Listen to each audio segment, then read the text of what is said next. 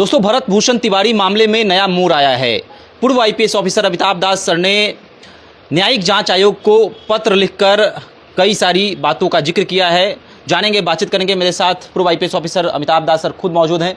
Sir, आपका पत्र काफ़ी सोशल मीडिया पर वायरल हो रहा है, क्या क्या मेंशन है कि विस्तार पूर्वक बताइए। देखिए दर्शक, मामला जानते हैं। 17 जून को भरत तिवारी की पुलिस ने हत्या कर दी भोजपुर जिले के बिलौटी गांव में। उसके बाद जो हंगामा हुआ, बिहार सरकार ने एक न्यायिक जांच आयोग का गठन किया। एक जस्टिस विनोद सिन्हा हैं, retired justice Patna high court के, उनको जांच की जिम्मेदारी दी गई और कल से न्यायिक जांच आयोग के कार्यालय ने भोजपुर जिला में काम करना शुरू कर दिया है। तो मैंने कल ही उनको पत्र भेजा है, आज संभवतः पत्र मिल भी जाएगा स्पीड पोस्ट से।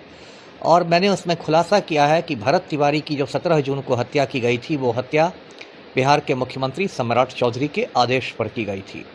और मैंने न्यायिक जांच आयोग को बताया है कि सम्राट चौधरी के आदेश पर ही पटना से भोजपुर एसटीएफ कमांडो भेजे गए थे। जबकि ये जो एसटीएफ कमांडो होते हैं, ये तभी भेजे जाते हैं जब किसी बहुत खूंखार अपराधी को पकड़ना होता है। भरत तिवारी कोई खूंखार अपराधी नहीं था, वो कोई सामान्य अपराधी भी नहीं था, वो तो एक छोटा मोटा सामाजिक कार्यकर्ता था। लेकिन उसके लिए सम्राट चौधरी ने पटना से कमांडो भेज के उसको मरवा दिया, सिर्फ अपनी वाहवाही के लिए। उसके बाद मैंने खुलासा किया है कि इसके बावजूद जब भोजपुर एसपी नहीं राजी हो रहे थे हत्या करने के लिए, तो जो बिहार पुलिस मुख्यालय है पटेल भवन से उनको वीडियो कॉल किया गया और वीडियो कॉल में कहा गया कि जब हाथी पागल हो जाता है तो उसको मार डाला जाता है।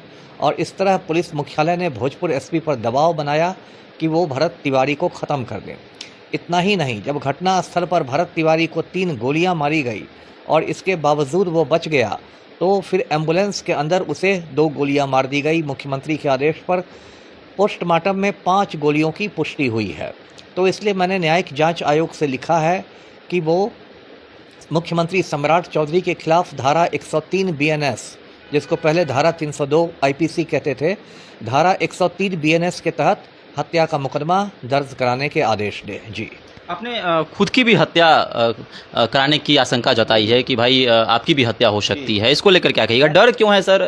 नहीं, डर की बात नहीं है, जो सच्चाई है सबको मालूम होना चाहिए। अब जिस तरह से सम्राट चौधरी ने मरवा दिया है भरत तिवारी को अपनी वाहवाही में, और मैं खुलकर ये बात बोल रहा हूँ न्यायिक जांच आयोग के सामने, सम्राट चौधरी की कुर्सी हिलने लगी है।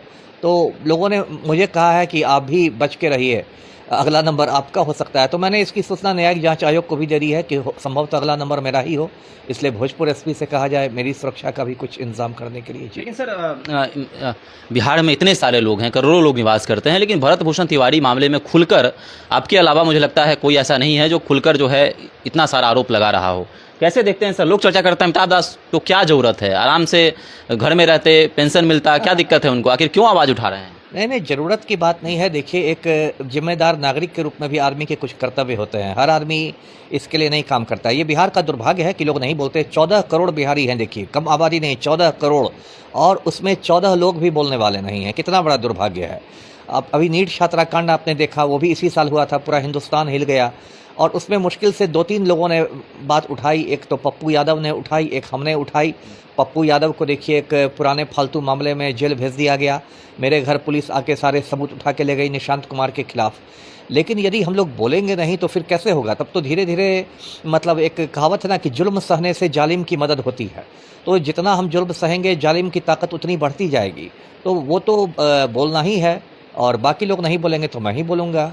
इसमें क्या किया जा सकता है? जी, अनशन को अभी भरत तिवारी की मां ने अभी रोक दिया है, अनशन अभी नहीं करने जा रही हैं। सर, ये फैसला कैसे देखते हैं? फैसले फैसला तो ठीक ही है। देखिए, वो बुजुर्ग महिला है और कल उन्होंने अनशन शुरू किया था, और इतनी देखिए गर्मी पड़ रही है और उनकी तबीयत बिगड़ गई, बीपी बहुत घट गया था और तबीयत बिगड़ने लगी। फिर डॉक्टर आए, सलाइन चढ़ाना पड़ा।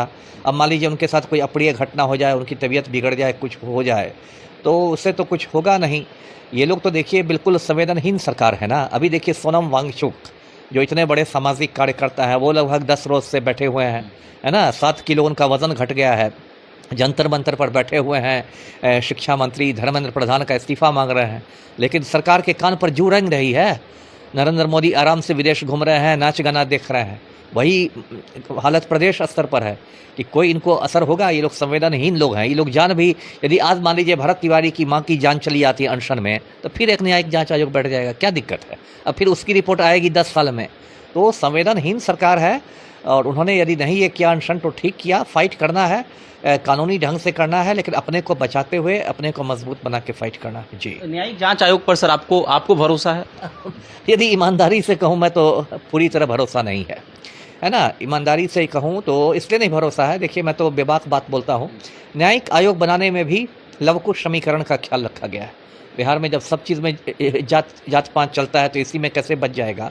और जो विनोद सिन्हा हैं, जस्टिस विनोद सिन्हा, वो कुर्मी जाति से आते हैं, और जो सम्राट चौधरी हैं वो आप जानते हैं कुशवाहा जाति से आते हैं। कुर्मी और कुशवाहा को बिहार में लवकुश जातियां कहते हैं। तो न्यायिक आयोग में भी ये बात सोशल मीडिया पर बहुत लोग लिख भी रहे हैं, तो न्यायिक आयोग बनाने में भी लवकुश समीकरण का ख्याल किया गया है कि भाई कुछ अनुकूल रिपोर्ट ही देनी है सरकार के प्रति। लेकिन अब मेरे पास चारा क्या है, मैं तो अपनी ड्यूटी कर रहा हूँ। कम से कम कोई कल को ये तो नहीं कहेगा कि जब बिहार में इतने बड़े बड़े कांड हो रहे थे तो आप कहाँ थे। जी सर, हमने अपने चैनल पर आपका पत्र डाला तो उसमें लोग प्रश्न पूछ रहे हैं कि बिहार विप्लवी परिषद क्या है, इसके बारे में थोड़ा दर्शकों को बता दीजिए। ये मेरा एक छोटा सा संगठन है, और इसे मैंने माफिया से लड़ने के लिए, माफिया से लड़ना है, भ्रष्टाचार से लड़ना है, सांप्रदायिकता से लड़ना है। ये गैर राजनीतिक मंच है इस अर्थ में कि ये कोई राजनीतिक दल नहीं है, कोई हम लोग चुनाव लड़ने की तैयारी नहीं कर रहे हैं। ये मैं स्पष्ट कर दूं, ये गैर राजनीतिक मंच है, लेकिन बिहार में बहुत सारे बदलाव लाने हैं, और बिहार विप्लवी परिषद है। इसका नारा जो है वो है स्वतंत्रता, समानता, बंधुत्व।